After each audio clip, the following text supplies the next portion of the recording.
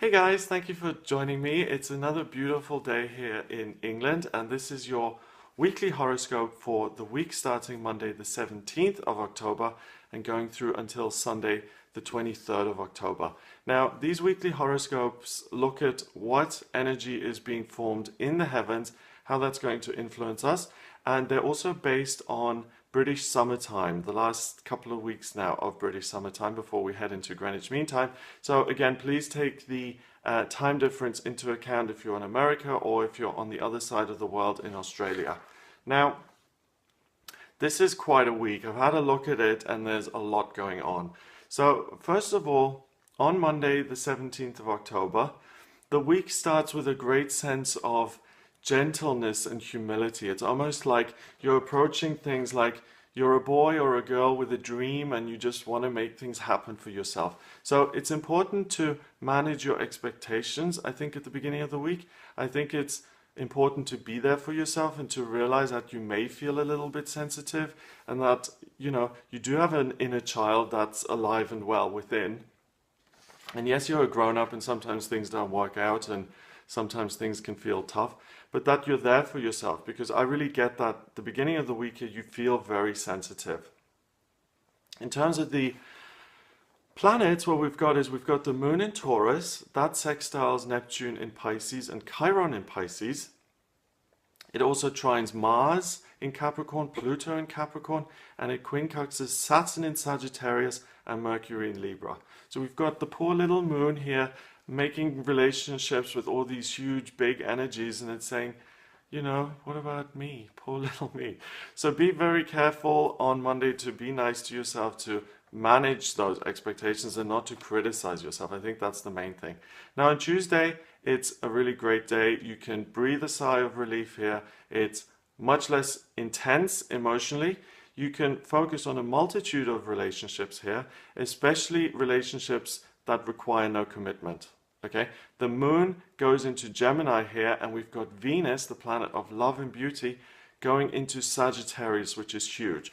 Venus governs what it is we love and how we express ourselves. And in Scorpio, it's super intense, okay? The goddess of love wants to know that you'll die for her when it's in Scorpio. Sagittarius is much more breezy, much more light, much more fickle, and it's interested in kind of keeping things moving, So relationships are now about variety, having fun, moving along, and not being shackled down. Sagittarius is the centaur. It's all about galloping forward into your future and exploring things independently. So Tuesday here, there is a great focus on fun, travel, excitement, communication with other people, but in a fun way. So, plan a party or go to a seance or have a barbecue or anything fun that involves other people. Tuesday is a wonderful day to do that.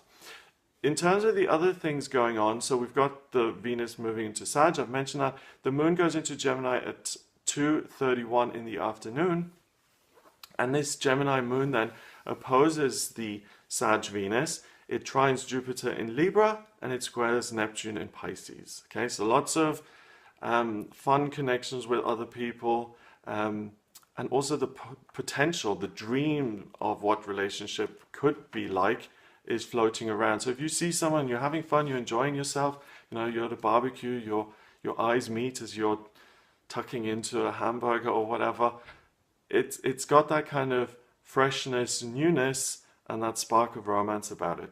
Now Wednesday is interesting because we've got a huge event happening on Wednesday the 19th of October. Mars in Capricorn conjuncts Pluto in Capricorn, and this is the only time they're doing this year. Mars is the soldier, it's desire, it's war, it's the archetypal male principle. In Capricorn, he's very happy because Capricorn is work. It's being grounded, it's being hardcore, getting somewhere. So the soldier, the male energy likes that, okay? So Mars is very much alive and driven. Pluto is transformation and its big themes. It's death, rebirth. In Capricorn, again, it has to do with transforming the real world. And, it's a very masculine energy. It's like, I see this plot of land. I'm a man. I'm a developer. I'm going to throw a huge hotel onto it. I'm going to charge lots of money. I'm going to destroy the natural habitat. It's that kind of energy. It's like this grunting masculinity and strength. And these two come together on Wednesday the 19th. So there's huge ambition, huge determination, profound determination to achieve long-term goals and to transform life, your life as it is. So it's a good time for travel. It's great to make things happen. Communication is also still great, and there's still the potential for fun and good times here, but this drive and this desire to be this grunting man here overrides that fun lightness, and it's really, I think your focus on Wednesday is much more on how can I achieve, how can I build, how can I create. This kind of energy has to do with the master number 22 in numerology. That's how I would translate that into numerology. It's about building and feeling strong and not considering other people, but really thinking, how am I powerful and how can I make that power realized in the real world? So the other things occurring on this day via the planets here, we've got this Gemini moon trining Libra and Mercury in Libra, and that's responsible for communication being still very good, and it operates along this Mars-Pluto connection. Now Thursday, we've got a whole other theme again, so it's important this week to kind of go with the flow and to keep on your feet and on your toes and to keep up, because as you can see, the energy is intense and we're going from one thing to another. Now, Thursday is great for love and romance. With this ongoing undercurrent drive for success and power and movement with Mars and Pluto. But here I've put as an example, you may feel somewhat undecided here on Thursday. You can't really decide whether you're like the character Borat looking for sexy time, or whether you're like a super high-powered estate agent like from $1 Million Listing Los Angeles trying to make a killing. Those are the examples I came up with for today. So on the one hand, Borat being stupid and masculine and just wanting. On the other side, really wanting to achieve and drive and to be very serious. And astrologically, we've got the moon going into Cancer at 3:29 in the afternoon. That is what's responsible for this greater focus on love and romance. But then we also have this moon squaring Jupiter in Libra and quincunxing Venus in Sagittarius. So that's where this almost like silliness comes in. Moving on into Friday, this conflict between the emotional side of life, between the fun, the romantic, the bubbly, silly kind of stuff, and this hardcore driven, intense desire to succeed, the conflict between these two reaches its highest point on Friday, okay? So am I being silly? Am I being really successful? Am I achieving? And the kind of unease you feel between going back and forth between the two really becomes very, very strong on Friday, and there's the real potential to get angry, to feel frustrated, or even to throw a hissy fit or a temper tantrum. The moon in Cancer now opposes Pluto in Capricorn and Mars in Capricorn. So we've got this masculine energy, these two huge hitters sitting on one side of the chart, and all the way on the other side, we've got the little moon in this water sign saying, I want to feel things, I want to connect, I want to be romantic, I want to have fun. And there's no coming together between these two. They're polar opposites, and that's what you'll feel. Now, Saturday, it's the last quarter moon at 7:15 in the evening. The moon goes into Leo at 7:35 in the evening. And the last quarter moon basically means that the moon is now halfway on its journey to becoming a new moon. So it's winding down, it's waning. So there's a sense of things slowing down and calming down. So 20 minutes later then, it goes into Leo, which is fire and passion, but it seems like a lion going into retirement. It's like this passion, this power that is owned and innate to the self, but that doesn't have to be used. You can kind of rest on your power. You don't have to go out there and roar. You don't have to prove it to people. The Leo moon also trines Venus and Sagittarius, so real passion and romance there. And the sun goes into Scorpio at 11:47 in the evening. So happy birthday to all the little Scorpios now. This is a great day to travel, to go on an adventure, to focus on your feelings, to focus on your passionate romantic feelings.